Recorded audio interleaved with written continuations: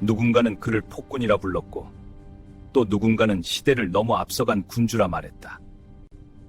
전쟁의 불길 속에서 세자가 되었고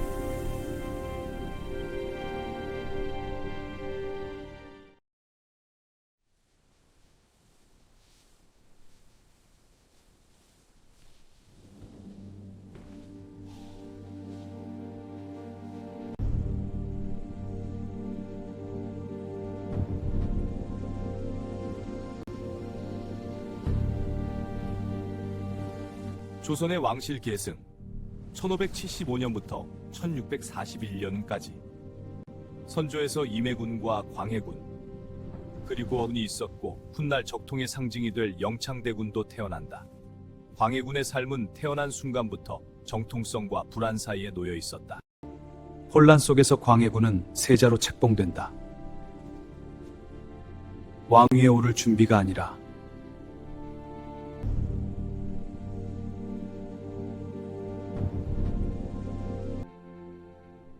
무너지는 나라를 버티기 위한 선택이었다. 세자는 나라의 근본이니라. 지금은 네가 나설 때다. 명을 받들겠사옵니다. 선조가 북으로 피난하는 사이 세자 광해는 분조를 이끌었다. 그는 궁안의 왕자가 아니라 전란 한가운데를 걷는 지도자가 되었다. 백성의 곡시적 군졸의 숨이 먼저다.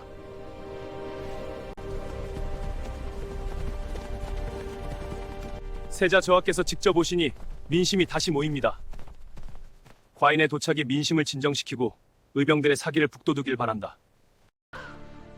전하, 저희는 굶주렸습니다.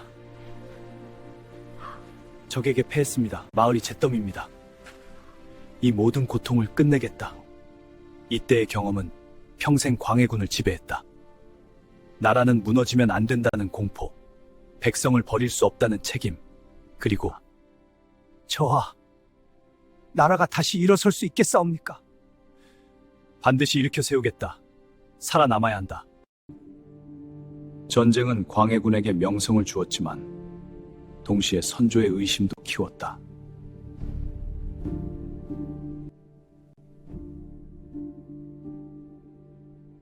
전란 속에서 세자가 얻은 존재감은 아버지에게는 위협으로 비쳤다.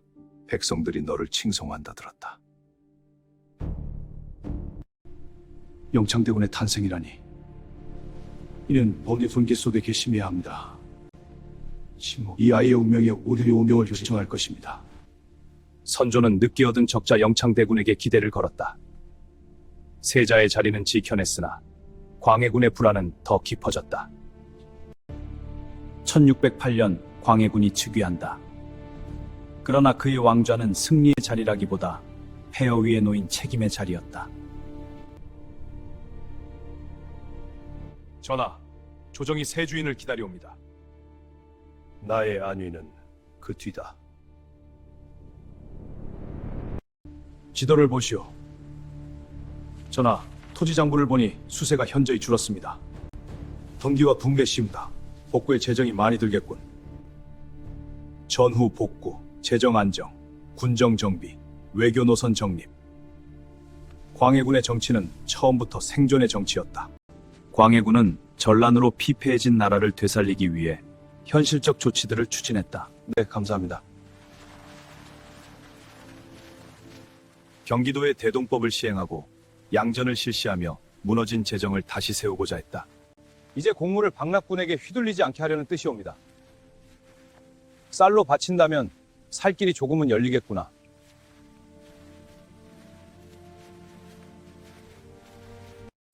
창구가 무너졌다. 수리 계획을 보고하라. 예, 주상. 인부와 자재를 도 잤다. 조정하라. 군사들은 준비 중입니다. 그는 우선 무너진 조정을 추슬러야 했다. 이 골목이 전부 병자들로 가득하구려. 아기를 살려주세요, 의원님. 열이 너무 심해 움직일 수 없어. 모두 인내하라.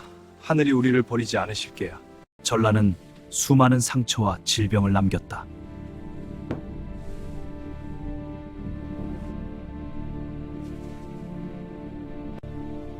광해군은 허준의 동의보감 간행을 서둘렀고 조선의 의학은 백성의 삶으로 돌아가기 시작했다.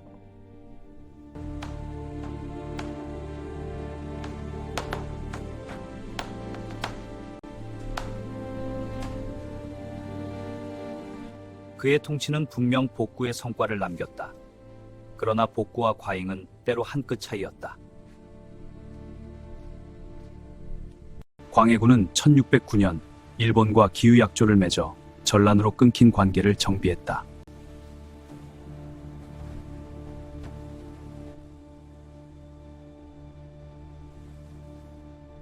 복수보다 복구가 더 시급한 시대였다.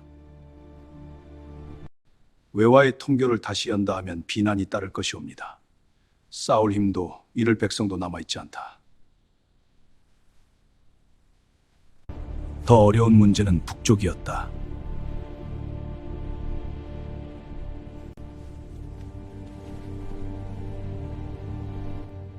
조선은 은혜를 갚아야 하는 나라와 살아남기 위해 대비해야 하는 현실 사이에 끼어 있었다. 의리는 버릴 수 없으나 나라를 함께 묻을 수는 없다. 전하의 뜻은 중립이옵니까? 생전이다.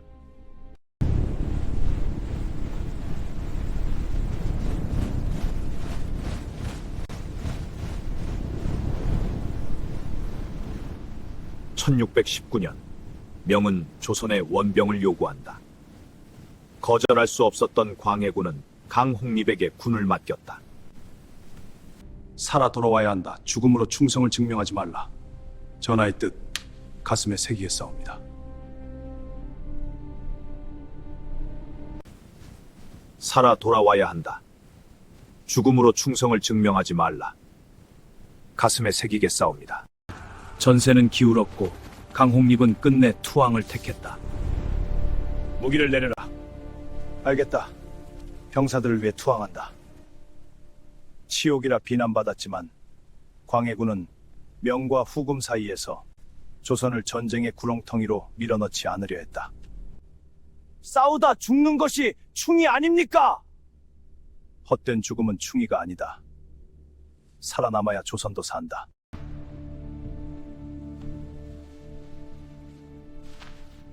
하지만 광해군의 정치가 오직 현실 감각만으로 설명되지는 않는다. 왕권의 불안은 점차 피해 정치로 흘렀다.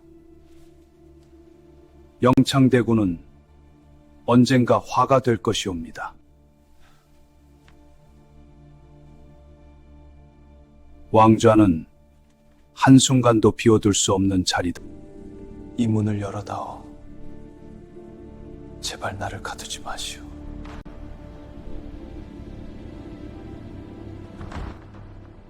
영창대군의 죽음, 임목대비의 유패. 이 사건들은 훗날 광해군을 무너뜨릴 가장 강력한 명분이 된다. 왕이 어찌 어미의 문을 닫는가? 짐도 이 길이 옳다고 믿고 싶다. 전란으로 무너진 궁궐을 다시 세우는 일은 필요했다.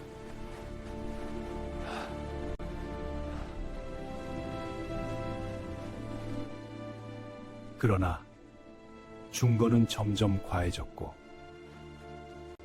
민생은 다시 짓눌리기 시작했다. 전쟁이 끝났다 하나 우리 삶은 어찌 더 무거워지는가 수도. 왕실의 권위도 다시 세워야 하느니라. 광해군은 나라를 바로 세우려 했지만 왕권을 세우는 일과 백성을 살리는 일이 언제부터인가 서로 어긋나기 시작했다. 1623년 3월 새벽, 서인 세력은 능양군을 앞세워 반정을 일으킨다.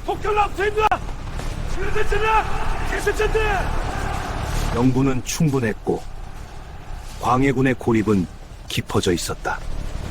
진격하라! 궁을 장악한다! 나서지 마! 걸린다! 한쪽으로 간다! 전하! 이미 국문이 뚫려 싸웁니다! 일이 끝나는 것인가? 전하, 부디 몸부터 피하셔야 합니다.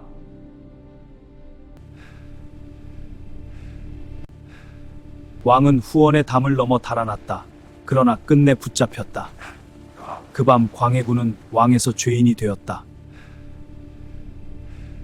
광해군은 강화로 다시 제주로 유배되었다.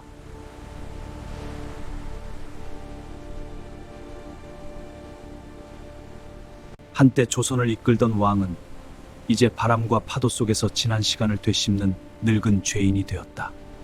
그러나 권력의 불안 속에서 피해 정치를 택했고 결국 스스로 만든 그림자에 삼켜진 군주.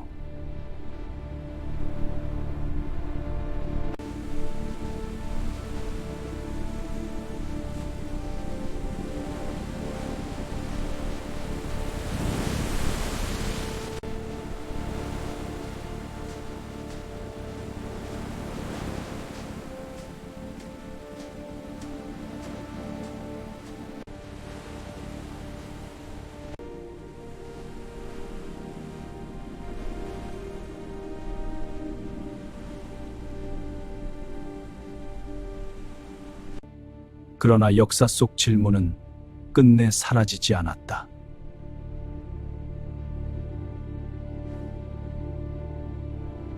어쩌면 더 정확한 질문은 이것일지 모른다. 전쟁 이후의 조선을 그는 얼마나 외롭게 짊어지고 있었는가. 전쟁 속에서 백성을 보았고 폐허 속에서 나라를 세우려 했던 왕.